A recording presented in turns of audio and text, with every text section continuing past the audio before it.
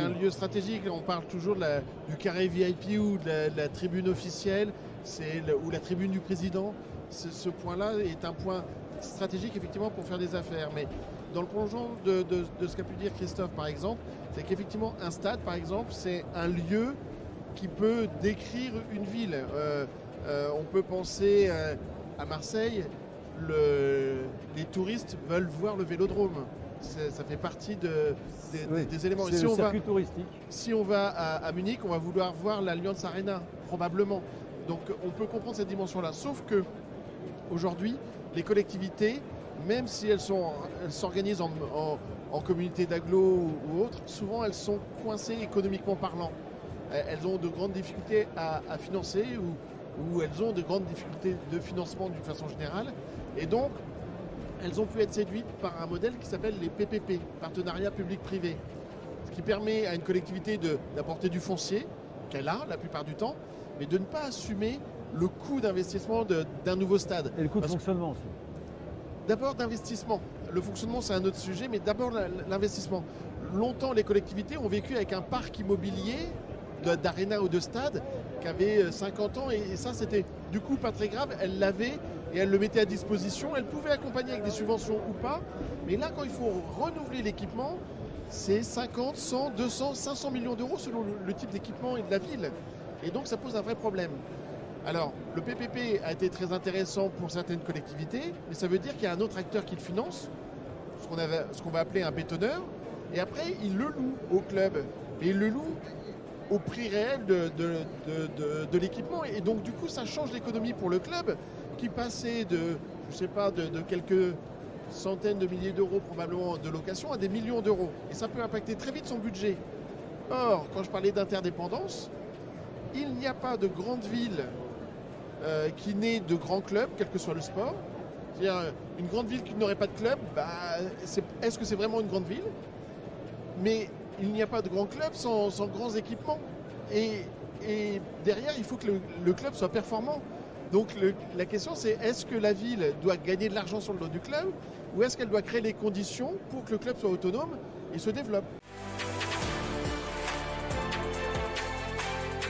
Se balader à Marseille un lendemain de victoire ou un lendemain de défaite, c'est pas tout à fait la même ville. Hein. Ah, c'est clair. Ça, c'est clair. Mais moi, j'ai beaucoup travaillé sur le sujet de l'impact économique d'un club ou d'une compétition. On ne peut pas faire du sport l'alpha et l'oméga économique. En revanche, le sport peut apporter un boost de morale. Et quand on a le moral, on consomme, on peut consommer. Ça aide. Quand on est dans la morosité, eh bien, on a plutôt tendance à s'inquiéter du lendemain. Et donc c'est le cercle vertueux. vertueux. Ça joue. Ça, c'est très important. Mais peut-être plus à Toulon quand même. Il aurait même arrivé de se méfier du sport. Parce que, en fait, si vous regardez bien, dans une ville comme Toulon, l'agglomération, c'est combien? C'est 500 000 habitants. 500 000 habitants. Tous les 15 jours, c'est quoi? C'est 15 000 spectateurs dans le stade? 17 000 à guichet fermé. Et donc, quelle autre activité que le RCT est capable de rassembler 15 000 citoyens, et donc 15 000 votants quasiment, tous les 15 jours?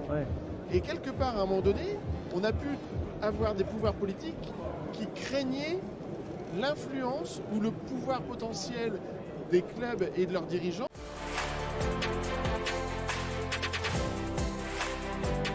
Parce que, en fait, le développement économique du sport fait que les enjeux économiques sont de plus en plus importants.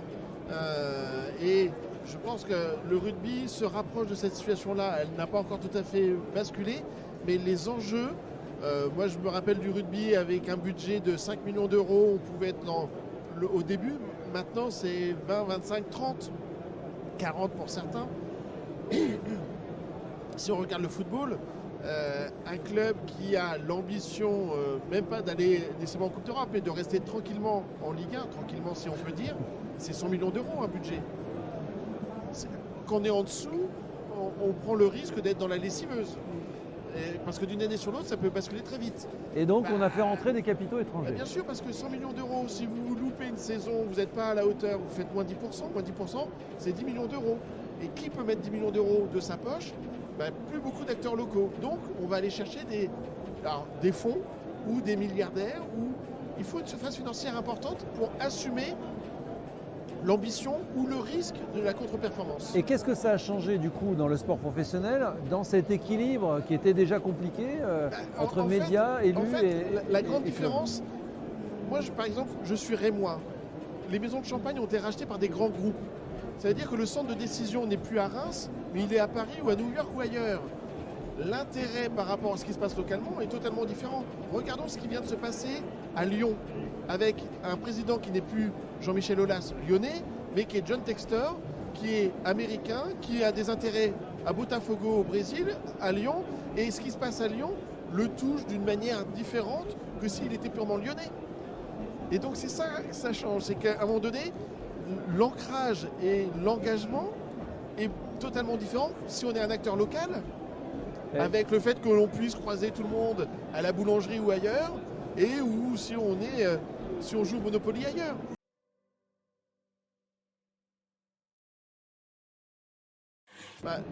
Déséquilibre, dans les compétitions, il y a toujours eu des déséquilibres. Enfin, le modèle américain est fermé et il permet l'équilibre.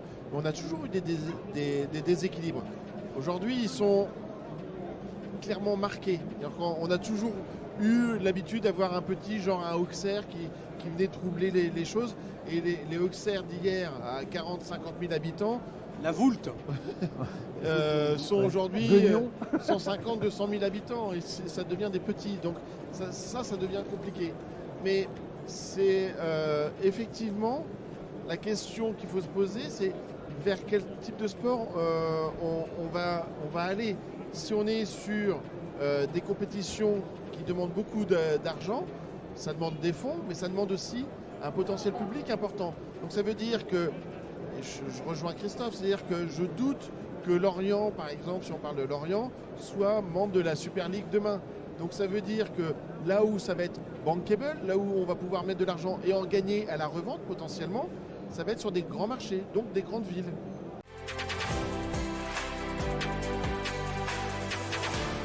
Oui, mais c'est comme il y a le football et les autres sports, je pense qu'il y a les médias en général et le média télé en particulier, qui a sa spécificité. Et aujourd'hui, on voit bien que dans beaucoup de sports, le sujet des droits télé, qui financent une grande partie de l'activité, est déterminant. Et la question, c'est de savoir combien les médias peuvent mettre, mais ils vont mettre en fonction de combien ils peuvent générer, soit d'abonnés, soit de publicité, ou les deux, selon les modèles. Et pour ça, ils sont aussi dépendants de l'attractivité des clubs et des villes. C'est-à-dire qu'il y a des villes ou des clubs qui vont attirer pour des affiches. Je voudrais faire d'affront à personne, donc je ne vais pas citer de petites villes ou de petits clubs, mais il est quand même plus facile d'accrocher et d'avoir de l'audience, des abonnés et de la publicité sur un PSG-OM, puisqu'on a le président de l'OM, ou d'un RCT Toulouse, que sur d'autres affiches. Et donc, le média peut regarder, et historiquement, Canal+ avait racheté le PSG pour recréer ou entretenir un feuilleton où il y avait eu un Marseille-Bordeaux qui était tombé parce que Bordeaux était tombé, et il fallait entretenir absolument pour l'attractivité médiatique. Mais bien sûr. Ouais. Donc on a besoin de ça. Et c'est d'ailleurs, je pense, un des problèmes de la France, c'est qu'on n'a jamais eu nos têtes d'affiche, Paris-Marseille en l'occurrence, en forme en même temps ou très peu. Alors que dans les autres pays, il y a 2, 3, 4 locomotives qui sont toujours là. Il y en a toujours au moins 2 qui sont là. Là, on a vécu une période Marseille, on a vécu après une période Paris, une période Lyon, et une nouvelle période Paris, mais on n'a quasiment jamais eu en même temps. Et ça, c'est une des faiblesses du football français et qui rejaillit sur son économie, en fait.